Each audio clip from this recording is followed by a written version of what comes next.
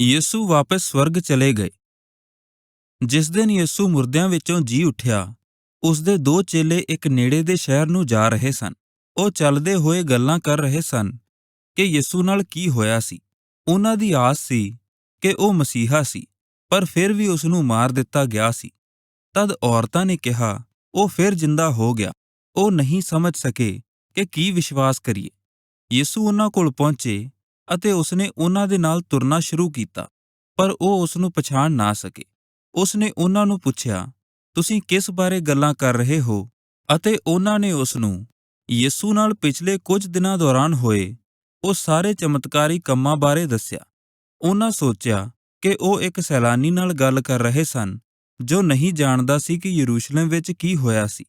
ਤਦ ਯਿਸੂ ਨੇ ਉਹਨਾਂ ਨੂੰ ਸਮਝਾਇਆ ਜੋ ਪਰਮੇਸ਼ਰ ਦੇ ਵਚਨ ਵਿੱਚ ਮਸੀਹ ਬਾਰੇ ਲਿਖਿਆ ਸੀ।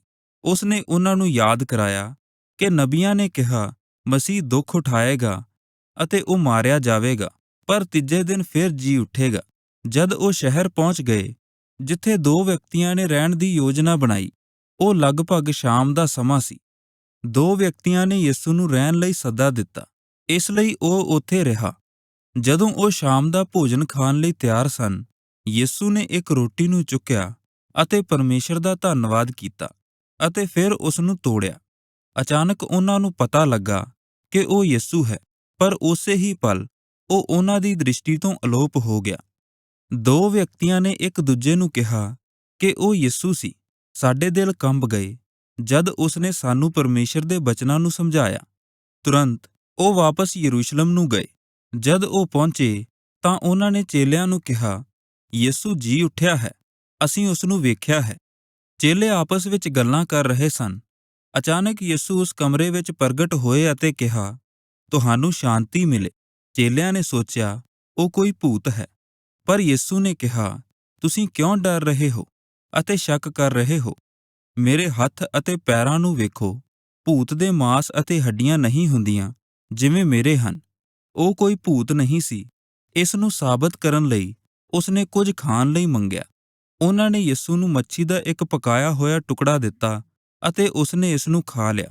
ਯਿਸੂ ਨੇ ਕਿਹਾ, ਮੈਂ ਸਭ ਪਹਿਲਾਂ ਤੁਹਾਨੂੰ ਕਿਹਾ ਸੀ ਕਿ ਜੋ ਕੁਝ ਪਰਮੇਸ਼ਰ ਦੇ ਬਚਨ ਵਿੱਚ ਮੇਰੇ ਬਾਰੇ ਲਿਖਿਆ ਹੈ ਪੂਰਾ ਹੋਵੇਗਾ। ਤਦ ਉਸਨੇ ਉਹਨਾਂ ਦੇ ਮਨਾਂ ਨੂੰ ਖੋਲ੍ਹਿਆ ਤਾਂ ਕਿ ਉਹ ਪਰਮੇਸ਼ਰ ਦੇ ਬਚਨਾਂ ਨੂੰ ਸਮਝ ਸਕਣ। ਉਸਨੇ ਕਿਹਾ, ਇਹ ਲੰਬੇ ਸਮੇਂ ਤੋਂ ਲਿਖਿਆ ਗਿਆ ਸੀ ਕਿ ਮਸੀਹਾ ਦੁੱਖ ਉਠਾਏਗਾ, ਮਾਰਿਆ ਜਾਵੇਗਾ ਅਤੇ ਤੀਜੇ ਦਿਨ ਫਿਰ ਜੀ ਉੱਠੇਗਾ। ਧਰਮ ਗ੍ਰੰਥ ਵਿੱਚ ਇਹ ਵੀ ਲਿਖਿਆ ਗਿਆ ਸੀ, ਮੇਰੇ ਚੇਲੇ ਹਰ ਕਿਸੇ ਨੂੰ ਆਪਣੇ ਪਾਪਾਂ ਦੀ ਮਾਫ਼ੀ ਲਈ ਤੌਬਾ ਦਾ ਪ੍ਰਚਾਰ ਕਰਨਗੇ।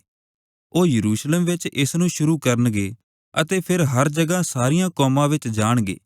ਤੁਸੀਂ ਇਹ ਸਭ ਕੁਝ ਦੇ ਗਵਾਹ ਹੋ। ਅਗਲੇ 40 ਦਿਨਾਂ ਦੌਰਾਨ ਯਿਸੂ ਆਪਣੇ ਚੇਲਿਆਂ ਨੂੰ ਕਈ ਵਾਰ ਦਿਖਾਈ ਦਿੱਤੇ। ਇੱਕ ਵਾਰ ਉਹ 500 ਤੋਂ ਵੀ ਵੱਧ ਲੋਕਾਂ ਨੂੰ ਦਿਖਾਈ ਦਿੱਤੇ। ਉਸਨੇ ਆਪਣੇ ਚੇਲਿਆਂ ਨੂੰ ਬਹੁਤ ਸਾਰੇ ਤਰੀਕਿਆਂ ਨਾਲ ਸਾਬਤ ਕੀਤਾ ਕਿ ਉਹ ਜਿਉਂਦਾ ਹੈ ਅਤੇ ਉਸਨੇ ਉਹਨਾਂ ਨੂੰ ਪਰਮੇਸ਼ਰ ਦੇ ਰਾਜ ਬਾਰੇ ਸਿਖਾਇਆ। ਯਿਸੂ ਨੇ ਆਪਣੇ ਚੇਲਿਆਂ ਨੂੰ ਕਿਹਾ, ਸਵਰਗ ਅਤੇ ਧਰਤੀ ਦੇ ਸਾਰੇ ਅਧਿਕਾਰ ਮੈਨੂੰ ਦਿੱਤੇ ਗਏ ਹਨ।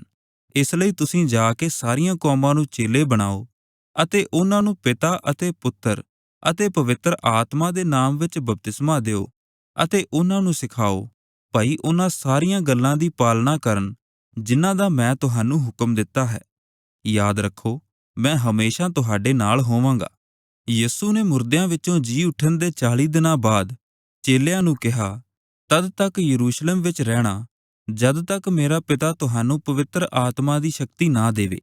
ਤਦ ਯਿਸੂ ਸਵਰਗ ਨੂੰ ਚਲੇ ਗਏ ਅਤੇ ਇੱਕ ਬੱਦਲ ਨੇ ਉਹਨਾਂ ਦੀ ਦ੍ਰਿਸ਼ਟੀ ਤੱਕ ਉਸ ਨੂੰ ਓਹਲੇ ਕਰ ਲਿਆ। ਯਿਸੂ ਪਰਮੇਸ਼ਰ ਦੇ ਸੱਜੇ ਹੱਥ ਬੈਠ ਗਿਆ ਕਿ ਉਹ ਸਭ ਤੇ ਰਾਜ ਕਰੇ।